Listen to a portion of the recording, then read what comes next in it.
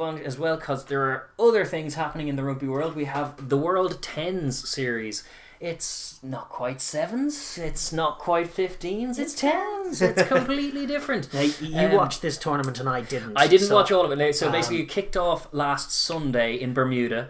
It's hilarious. Like, for those who have Sky Sports, the first thing you see is the guys all in white, like in a table, like a couch and armchairs, sat pitch side, covering the game in the sunshine, which is delightful.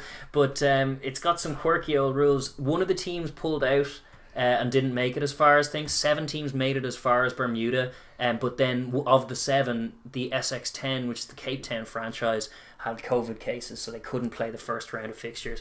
There were each team played 3 games on Sunday, and then there was another round of 3 games on Monday. Right. All of those have gone ahead. So there's more matches to come over the next few weeks, which is interesting to see. It's just running on through. If you have Sky Sports at all for local nice viewers, to see in the absence of 7's that something like this is going on. Exactly, yeah. There's no 7's tour going on, but they're all in one environment, in one sunny environment, and they're playing. So just a run through of the teams that are involved. We have the London Royals, which they're probably close to favourites. They're coached by John Brake, who's a former England 7's player, and to be honest, it's basically the England 7's squad. Like Dan Norton and the guys like that, Tom Mitchell, AJ Davis even, and then also Ben Foden is involved with them as well. Good to see him, former great player. He was looking good in some of it as well. Nice. They are a team to watch. They are very, very well organised in terms of the 7's look of it, and certainly I watched them face the Miami Sun, who are another team, and they outmatched them in the first game. But the Miami Sun, coached by Russell Earnshaw, have a few notable players as well. Nick Boyer, Troy Locklear, but DTH Van der Merwe from Canada is playing for them. In Glasgow or somewhere, but look at that. No, he's playing for the Miami Sun in Bermuda. That's where he's looking any good?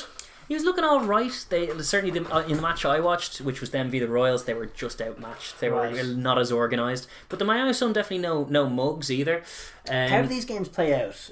Not to interrupt. Are they more like a 7's game or more like a 15's It's game, interesting. Or? Like there's space like a 7's game. They definitely can play out like that a little, but when it gets in tight, there's more scope for turnovers. There are 1 or 2 mauls that happen off set piece. Right. The fact that they're 10-minute halves, not 7-minute halves, means that fatigue is a factor. Sure. And there's a lot of drop balls. There were a lot of drop balls and things. It seems to be greasy because of the sweat, but also just because the ball in play time is so high. Humidity in Bermuda. There was a lot of errors, even from the London Royals and stuff. There were just drops cold into the open space.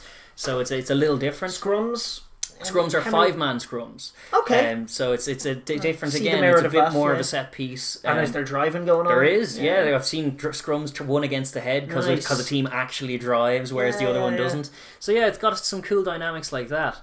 Sorry, just to run through the rest of the teams, because I'll go through there's other interesting things to go through the rules. We have London Royals, Miami Sun, the Ohio Aviators, coached by Taylor Howden, with a few notable players like Christian Rodriguez, Nippy Guy, and Patrick O'Toole, who's a Dublin guy who's in playing for Ohio. Then we have the Asia Pacific Dragons, or the APD, as they were known for some reason. And they're a very interesting team. They're coached by Tutu Kefu, who was a Rugby World Cup winner and the Tonga coach at the World Cup last year.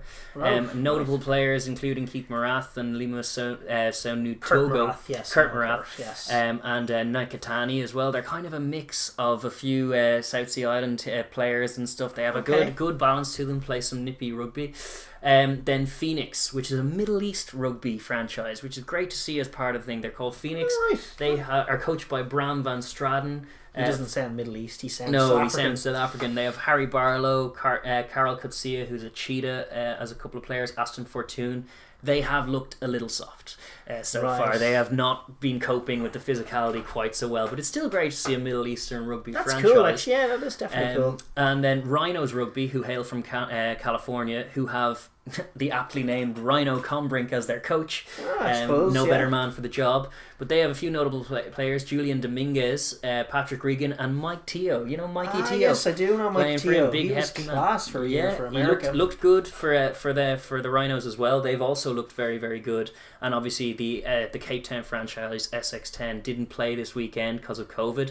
They're coached by Frankie Horn, but they have players like Collins Njira, JT Jackson, Cecil Africa. So it was I was bummed out to learn at the very beginning that they weren't. They could be the team to play the English. They've just kind of cracked on without them, so they've missed 2 rounds, so they're on 0 points after 2 rounds of footy, which is a shame. But they could be there for exciting things. Then just the way this works, as far as the thing, the scoring is different. So you have 5 points for a try. That's normal. That's all fair enough. But a penalty try also 5 points rather than 7, because teams get to kick their conversions from different spots. The drop goal and penalties are only worth 2 points in this game, and then there's conversion jeopardy. So there are several spots around the pitch where you can choose to take your conversion from.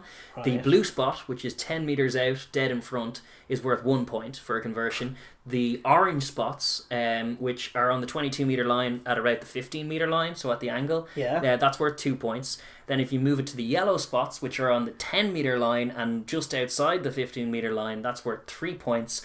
Or you can go from dead centre to the halfway line on the red spot. If you kick it over from there, it's a 5-point conversion. Right. And then you couple that with the fact that there are a few different rules. There's a captain's timeout, so you can call a timeout. There's also a challenge. So you can challenge. You have one challenge. It's getting very NFL. It's getting very NFL. You can challenge as far back as 2 phases, and if you are correct and it's overturned, you keep the challenge. If you're not, you lose the challenge. Similar to NFL. Then you have a bonus point tries for 3 tries, not for 4, because it's only 10-minute halves, which is fair enough. And rolling subs, which the effect it had, the rolling subs was funny because I think it was actually Ohio. Or no, it might have been the Rhinos who kicked the first 5-point conversion, and the guy hadn't been he'd been on the bench, and they rolled him out for the 5. So it is NFL. Rolled him out to kick from the halfway line. He nailed it, and then got taken back off. This guy's a kicker from college football who didn't get picked up by the NFL. Yeah, no possibly, but it just means special teams is essentially what they are. It's interesting. It sounds like something that they've done to sort of tailor it to an American market. Well, that was certainly one of the first things they said in coverage, is going, this feels like something that could crack the American market, which is optimistic phrasing of all of that. Certainly, I think it's fun and kind of goofy, but I think it's great to have this in the absence of 7s. Yeah, as an isolated tournament over a couple of weeks in a COVID environment, it's something you can do. It's a good watch. They're definitely fun games. It was unfortunate just that the humidity was such that there were a lot of handling errors. That's what I will say. But then just looking at the table after the few rounds, the Rhinos are sitting atop with 16 points. So the London Royals, for all of your talk. Oh yeah, they've only got 15 points. The Rhinos are where's California? Yeah, the Rhinos with Mikey Teo and all those boys. They've looked very good. Then the Asia Pacific Dragons and Ohio Aviators on 9 points each.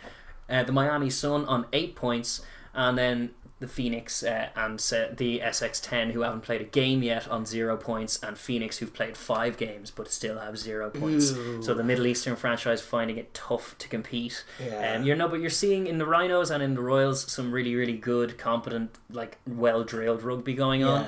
And then with the APD and the Ohio Aviators, just some gutsy, lovely plays, heads up plays as well. Really good dynamic to the teams. They're all bringing something different. And Miami Sun, by no means mugs, but a little bit outmatched. Certainly, the game one, it was game one of the whole tournament was London Royals v Miami Sun, and they just couldn't get a thing off. They scored. I definitely like it. It's great that they're plowing ahead and putting something like this on for rugby fans and for 7s players, just to give them something to play. If I'll ask you, if you had to take or leave 7s or this, what would you take or leave? Oh, I think 7s is a better game. For sure. 7s is a better game. That would be my suspicion. It's a bit goofy. As far as claims that it's going to crack the American market or be the future of the game, I would. No, Bill. No, that's not what's going to happen. But as an isolated tournament in a COVID year, excited. Like, Bermuda is a great place to do it. Bringing rugby there, it's a good spectacle in that regard. So definitely a lot of merit to the 10's game. Awesome.